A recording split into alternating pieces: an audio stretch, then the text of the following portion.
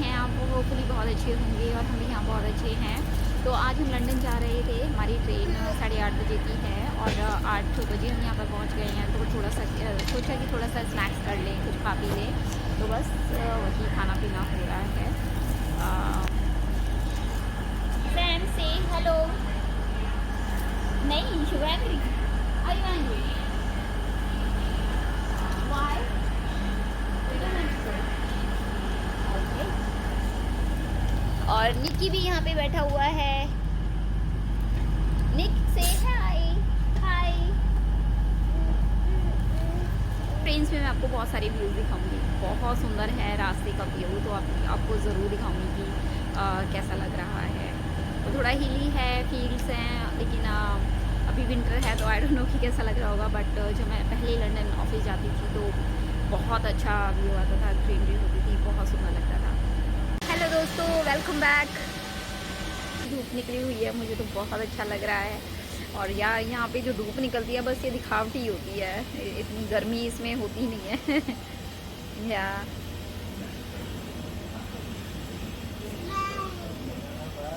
पर यहाँ पे अच्छी लग रही है, बहुत अच्छी लग रही है। इतनी ठंड में जब तुम्हें थोड़ी सी धूप मिल जाए तो बहुत अच्छी लगती है। धूप दिखने में तो ऐसी लग रही है जैसे कि बहुत गर्मी क्रिएट कर रही है, बट ऐसा नहीं है। ठंडी धूप है आई वुड से, बिकॉज ठंड बहुत है तो उसमें धूप बहुत अच्छी लगती है। तो जैसे ही ट्रेन आ जाएगी, अभी एक ट्रेन खड़ी है लेकिन हमारा टाइम है 8:30 बजे का। जैसे ही हमारी ट्रेन आएगी फिर हम जाएंगे और उसके बाद हमें 1 से 1.5 घंटा लग जाएगा लंदन पहुंचने में। उसके बाद एक्चुअली हमें जाना था वीज़ा ऑफिस। हम एक एक्साइटिंग सा ट्रिप करने वाले हैं, उसके लिए बच्चों का वीज़ा लगवाना था, तो उसी के सिलसिले में हम जा रहे हैं। जैसे ही इसका प्रोसेस अगर आपको जानना है तो मुझे ज़रूर बताइएगा और मैं उसके रिगार्डिंग एक वीडियो ज़रूर बना दूँगी।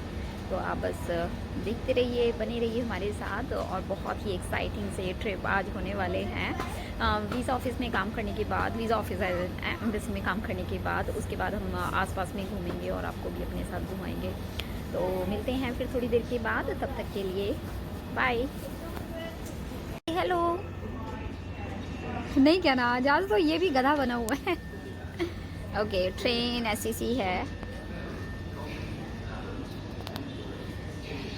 आई डोंट नो ये कहाँ जा रही है, लेकिन हमारी ट्रेन अभी नहीं आई है।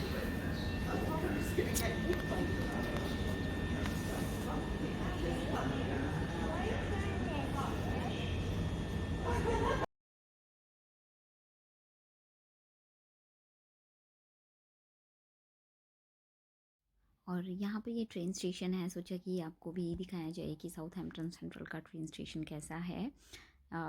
तो बस देख लीजिए, इसी तरह का है, नॉर्मल सा है बट साफ़ सुथरा है तो अच्छा लगता है। बहुत बड़ा ट्रेन स्टेशन नहीं है, एक छोटे ही लेवल का है। और अब हम यहाँ पर गाड़ी में आ चुके हैं, हमने अपनी सीट ले ली है। तो वीडियो में आप बने रहिएगा, एक एक्साइटिंग सी जर्नी होने वाली है और रास्ते में आपको बहुत अच्छे अच्छे व्यूज़ में दिखाने वाली हूँ। तो मिलते हैं बस थोड़ी देर में।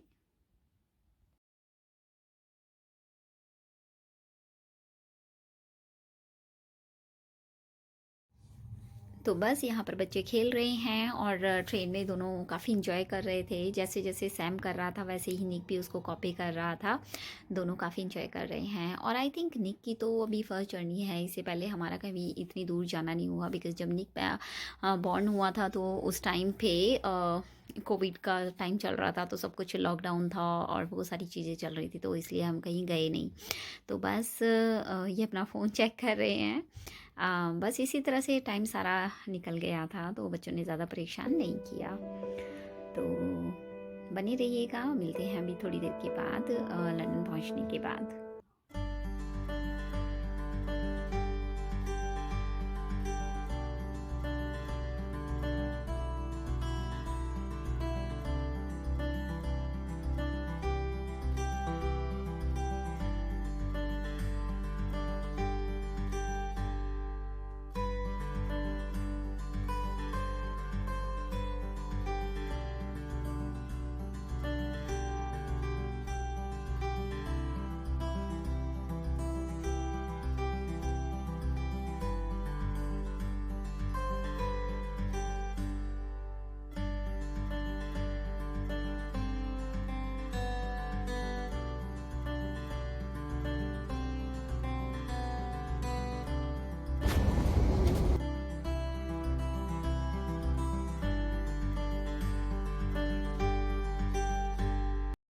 तो हम पहुंच चुके हैं London Waterloo, that means London पहुंच चुके हैं। और ये बहुत बड़ा ट्रेन स्टेशन है, देखिए कि किस तरह का है। सोचा कि आपको भी इसकी झलक दिखाई जाए।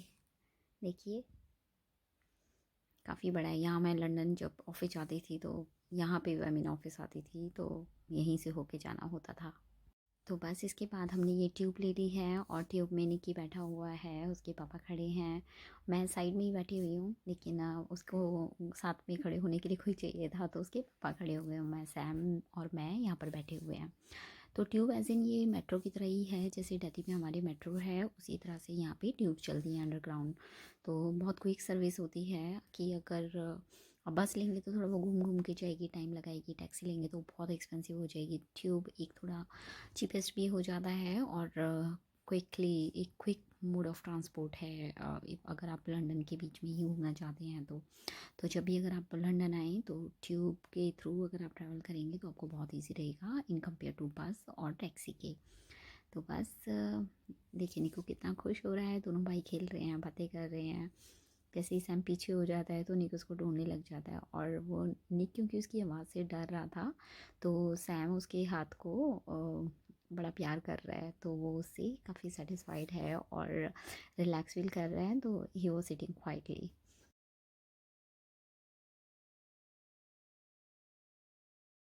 सॉरी दोस्तों, एक पंगा हो गया। क्या हुआ था कि वहाँ पे मैं जब रिकॉर्ड कर रही थी, मैं लंदन में रिकॉर्ड करना चाहती थी लेकिन हमने रिकॉर्डिंग नहीं की। या वो नहीं क्यों नहीं की, क्योंकि मेरे फ़ोन की बैटरी ख़त्म हो गई थी। मेरे फ़ोन चार्ज नहीं था, उसकी बैटरी चली गई थी, तो बिल्कुल भी वीडियो नहीं बन पाई। तो उसके लिए आई एम रियली सॉरी, लेकिन हाँ नेक्स्ट टाइम जब भी आएंगे आपके साथ मैं ज़रूर शेयर करूँगी। I am sorry about that. तो बस इसके बाद देखो मेरी स्माइल, खुश हो रही हूँ कि चार्जिंग ख़त्म हो गई। हम घर आ चुके हैं और मैं बना रही हूँ नूडल्स। इसमें मैं डाला है red pepper, yellow paper, spring onion, garlic और ग्रीन चिली। और मैंने इसमें इसके साथ ही डाला है सोया सॉस और विनेगर, और ये सोया सॉस है, vinegar and then ketchup, noodles.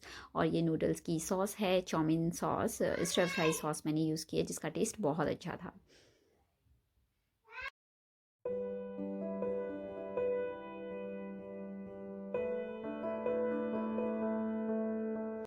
तो अब मैं क्या कर रही हूँ कि हमने एक पैन लिया है, पैन में ऑयल डाल दिया है। जब तक ऑयल गर्म होता है उसके बाद उसमें मैंने जो मेरी कटी हुई वेजीज़ थी वो डाल दी हैं। तो कटी हुई वेजीज़ को डालने के बाद इसको थोड़ा सा सौटे करना है, चलाते रहना है, बहुत ज़्यादा गलाना नहीं है, जस्ट हल्का सा ही वो गल जाए। और जैसे ही आप उसे काट के देखेंगे वो मतलब ईज़िली भी नहीं कटेगी और बहुत हार्ड भी नहीं होगी। तो इसमें मैंने सॉल्ट डाला है और सॉल्ट डालने के बाद बस सॉल्ट डालने के बाद मैं इसमें बाकी सारे मसाले भी डालूँगी। बाकी सारे मसाले ऐसे इन जो हम रेड चिली है, हल्दी है, गरम मसाला, धनिया, और मैंने बस इतना ही डाला था और इसे बहुत यमी टेस्ट आता है, बहुत अच्छा टेस्ट आता है। तो आप भी अगर बनाना चाहें इस वाले तरीके से बना सकते हैं, बिल्कुल इंडियन स्टाइल होती है और उतनी ही चटपटी और मस्त होती है। यहाँ यूके में एक्चुअली चटपटा खाना नहीं मिलता है, बहुत स्पाइसी नहीं मिलता है और हमें तो स्पाइसी खाना ही पसंद है। तो बच्चे नूडल्स उनके लिए मैंने प्लेन नूडल्स बनाई थी, हमने ये मज़ेदार नूडल्स बनाई थी खुद से। या तो बस इसको थोड़ा सा मैं चला लूँगी, थोड़ा सा ये बस मसालों को पकाने के बाद, इसमें मसालों को मैं अभी पका रही हूँ। इसको पकाने के बाद बस तो जैसे ही मसाला पकता है एज़ इन कि वो अच्छे से मिक्स हो जाएगा जो ये वेजीज़ हैं। इसके बाद बस मैं क्या करूँगी कि मेरे पास जो वेजीज़ का पैकेट है मैंने वो सारी वेजीज़ इसमें डाल दी हैं और उसको अच्छे से मिक्स कर लिया है।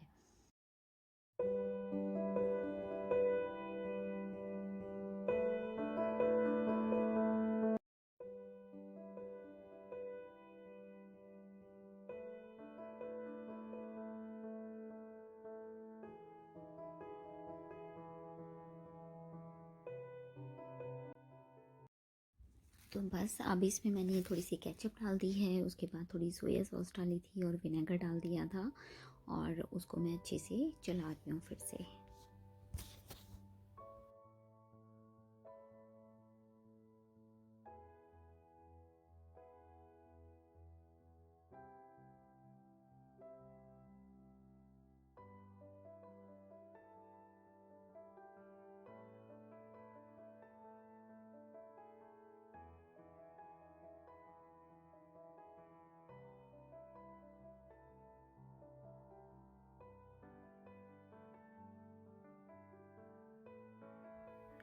इसमें अब मैंने जो नूडल्स हैं वो डाल दिए हैं। उसको खोल के डालेंगे तो ज़्यादा अच्छा होगा, बिकॉज डालने के बाद फिर वो चलाना उसको ईजी हो जाएगा। मैंने ये साबुत डाल दिए थे तो चलाना थोड़ा सा मुश्किल हो रहा था, लेकिन अगर आप इसे खोल के डालेंगे तो ईज़ी से सब कुछ मिक्स करना बहुत ईजी हो जाएगा।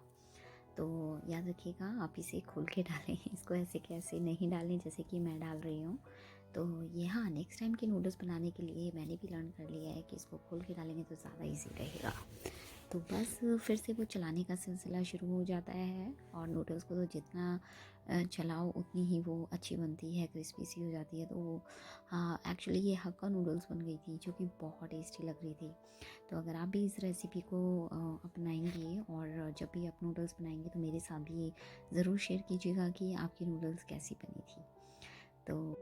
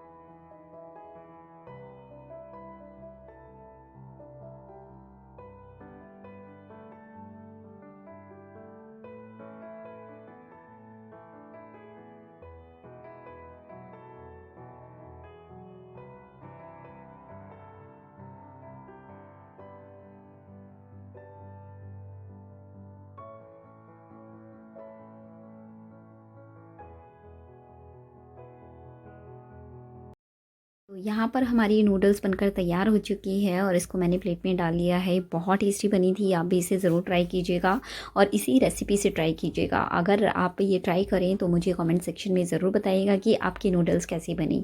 हमारी तो बहुत अच्छी बनी थी। तो आज की वीडियो में बस इतना ही। मिलते हैं एक फिर नई वीडियो में न्यू कंटेंट के साथ। अगर आपको ये वीडियो अच्छी लगी है तो इसे लाइक कीजिएगा, चैनल को सब्सक्राइब कीजिएगा और मिलते हैं एक फिर नई वीडियो में न्यू कंटेंट के साथ। तब तक के लिए बाय।